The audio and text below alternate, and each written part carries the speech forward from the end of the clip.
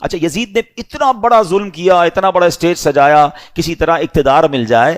اقتدار ملا کتنا؟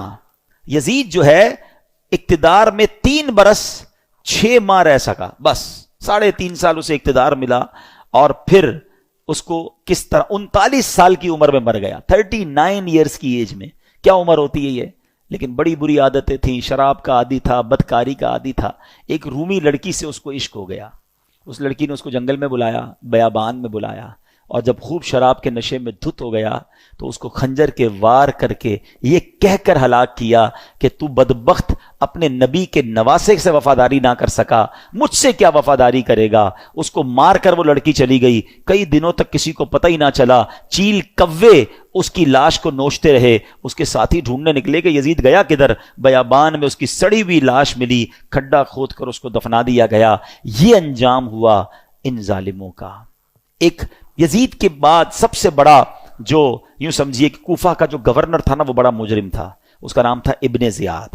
ابن زیاد کی بھی آپ دیکھیں اللہ پاک کی، کہتے ہیں نا اللہ اپنی قدرت کے نظارے کیسے دکھاتا ہے. 10 محرم ہی کا دن تھا، 6 برس بعد 10 محرم کے دن ابن زیاد انتہائی ذلت کے ساتھ مارا گیا، اور اس کی لاش کو، اس کا سر کٹوا کر کوفہ میں مختار ثقفی کو بھجوایا گیا. یہ وہی محل تھا جہاں امام حسین کے سر انور کو لایا گیا تھا.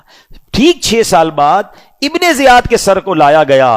اب اس کا جب سر رکھا گیا تو ایک بڑا سا سانپ آیا اور اس کے سر کے اندر داخل ہو گیا. پورے محل کے لوگ ڈر گئے، کبھی آنکھوں میں جاتا، کبھی ناک میں جاتا. تو میرے پیارے اسلامی بھائیوں، یہ واقعات ان یزیدیوں کا انجام ہمیں بتاتا ہے کہ ظلم جو ہے نا وہ زیادہ دیر نہیں چلتا ہے.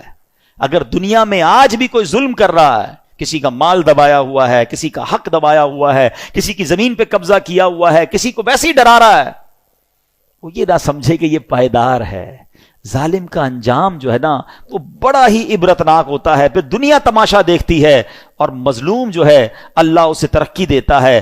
ظالم ہونا یہ یزیدی طریقہ ہے، مظلوم ہونا یہ حسینی طریقہ ہے. کبھی ظلم ہو بھی جائے نا تو ظلم کا بدلہ ظلم سے نہیں دیا جاتا.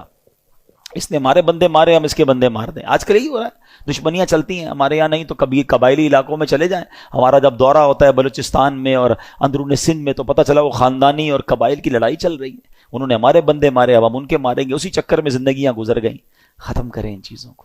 ظلم کرنے والا کبھی کامیاب نہیں ہوتا. اللہ مظلوم کے ساتھ ہوتا ہے، مظلوم کی دعا سنی جاتی ہے. تو ہمیں اللہ ہمیشہ ظلم سے محفوظ فرمائے.